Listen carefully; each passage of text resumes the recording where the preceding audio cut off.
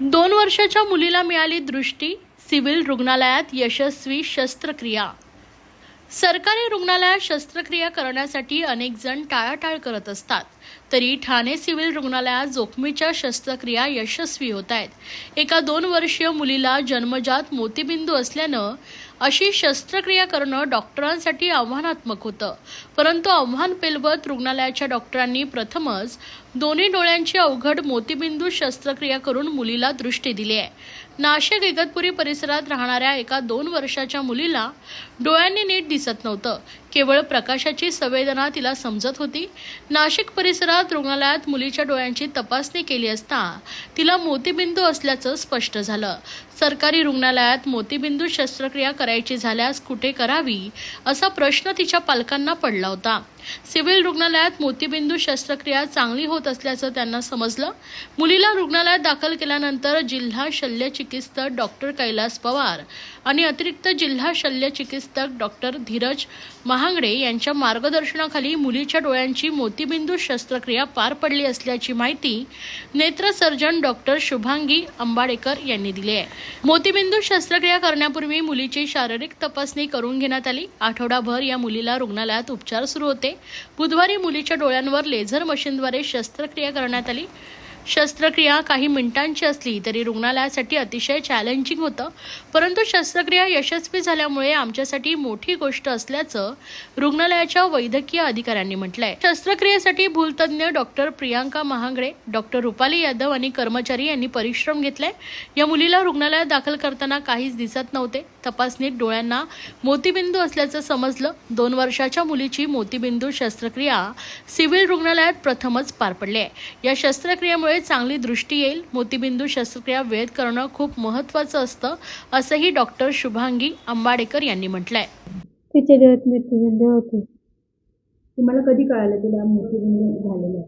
1.5 महिन्याचं आहे। मग ते काचेचे पेटी ठेवले होते ना, मग डॉक्टर बोलले तिचे डोळे चेक करायला लागतील। मग आम्ही डोळे चेक करायला गेलो तर तिला मोतीबिंदू दाखवले। तुम्ही इथे सिव्हिलला आणल्यावरती डॉक्टरांनी काय सांगितलं आणि ऑपरेशन झालंय तिचं, तर आता कसं वाटतं? आता चांगलं वाटतंय का? आता तिला दिसतंय ना। ही शस्त्रक्रिया पहिल्यांदाच आमच्या हॉस्पिटलमध्ये झालेली आहे, सिव्हिल हॉस्पिटलला। ही मुलगी जेव्हा आली तेव्हा हिला काही दिसत नव्हतं, फक्त तिच्या आईचं असं म्हणणं होतं की डोळ्यामध्ये पांढरी टीक आहे आणि ती जन्मताच आहे। तिला दाखवलं होतं नाशिक जिल्ह्यामध्ये, जिथे जिथे तिला दाखवता आलं त्या हॉस्पिटलमध्ये, त्या सर्व हॉस्पिटलमध्ये तिने दाखवलं। तर तिथे त्यांनी सांगितलं की थोडंसं मोठं होऊ द्या आणि मग ऑपरेशन करा। तर तिच्या कोणत्या तरी नातेवाईकाचं इथे ऑपरेशन झालं आणि ते चांगलं झालं। त्या विचारांवर ती इथे आली की बा इथे पण माझ्या मुलीचं चांगलं ऑपरेशन होईल। मग मी जेव्हा तिला बघितलं तर तेव्हा तिला औषध घालून चेक केलं तर मोत्याबिंदू चांगला झालेला होता। पण मोत्याबिंदूचं ऑपरेशन करताना मागचा पडदा व्यवस्थित आहे का याची तपासणी करावी लागते। तर ती पहिले आम्ही तपासणी केली, एक सोनोग्राफी केली। त्यात कळलं की बा रेटिना पण खूप चांगला आहे। रेटिनामध्ये मागचा पडदा, नस ही एकदम म्हणजे चांगली आहे, इंटॅक्ट आहे। जर का नस आणि पडदा चांगला असला तर त्या पेशंटला मोत्याबिंदूचं ऑपरेशन केल्यानंतर पूर्णतः आपण नजर देऊ शकतो। पण लहान मुलांच्या बाबतीत जेवढा उशीर कराल तुम्ही तेवढा ती नजर कमी होते, ती नजर दबल्या जाते, तो डोळा लेझी होतो। तर म्हणून असं म्हणतात की जन्मतः जर का 1 दिवसाचं जरी बाळ असलं आणि त्याला मोत्याबिंदू झाला तर त्या डॉक्टरांनी लगेच ऑपरेशन केलं पाहिजे असं बरं मॅडम, एवढ्या लहान मुलगी तुम्ही सर्जरी केली, ती सर्जरी किती तासात होती? सर्जरी ही वेळ नसतो महत्त्वाचा सर्जरीसाठी, किती वेळात करतो आपण। कारण लहान मुलांचं कसं आहे की यांना जेव्हा मोत्याबिंदू, आता हिला मोत्याबिंदू आहे तर इथे सगळं माइलस्टोन्स कमी झालेले आहेत। म्हणजे जे मुलं म्हणजे ज्यांची नजर चांगली असतात तर त्यांना सगळं आपण ते खेळतात, बागडतात, म्हणजे त्यांचं माइलस्टोन जे म्हणतात चालणं, फिरणं, बोलणं हे लवकर होतं। पण अशा मुलांच्या बाबतीत असं होतं की काही दिसत नाही तर आईच्या जवळपास अंगावर खेळत राहतात.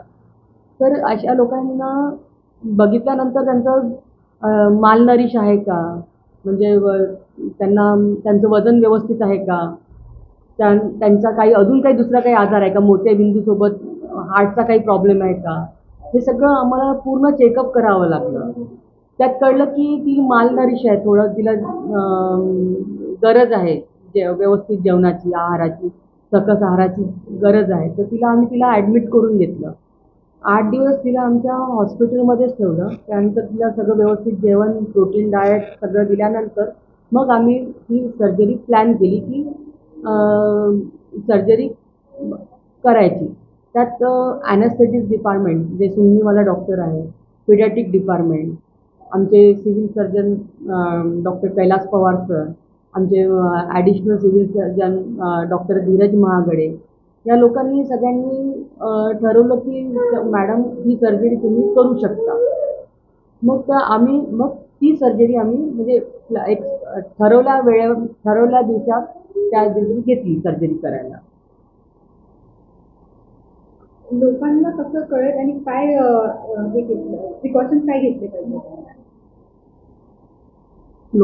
या बाळापासून तर एकच कळतंय की जेवढ्या लवकर तुम्ही सर्जरी कराल, ऑपरेशन्स कराल. डोळ्याचं ऑपरेशन काही खूप कठीण नाही आहे. डोळ्याचं ऑपरेशन हा राष्ट्रीय प्रोग्रामच आहे. मोत्याबिंदूचं ऑपरेशन हे सगळीकडे फ्री, मोफत सगळीकडे होतं. NGOमध्ये सगळीकडे होतं. इवन आता NGOमध्ये पण पिडियाट्रिक ऑप्थॅल्मॉलॉजिस्ट आहेत किंवा आता सगळीकडे महाविद्यालय उघडलेले आहेत, वैद्यकीय महाविद्यालय आहे, तिथे पण सर्जरी होते. पण जे लोक आहेत आतमध्ये, गावागावामध्ये आतमध्ये जे पाडे आहेत, तर तिथली ती माहिती पोहोचायला पाहिजे की त्यांना किंवा डोळ्यात पांढुरका आहे तर काय करायला पाहिजे, कुठे घेऊन जायला पाहिजे. नुसतं ते मोत्याबिंदूच असू शकतो असं नाही आहे. डोळ्यामध्ये जर का पांढुरका आहे तर ती काही मोत्याबिंदूच आहे बा असं नाही. तिथे भरपूर आजार असू शकतात. म्हणजे रेटिनोब्लास्टोमा असा एक मोठा प्रकार आहे की जो कॅन्सर असतो तो सुद्धा असू शकतो. तर त्याची तपासणी करणं खूपच गरजेचं आहे.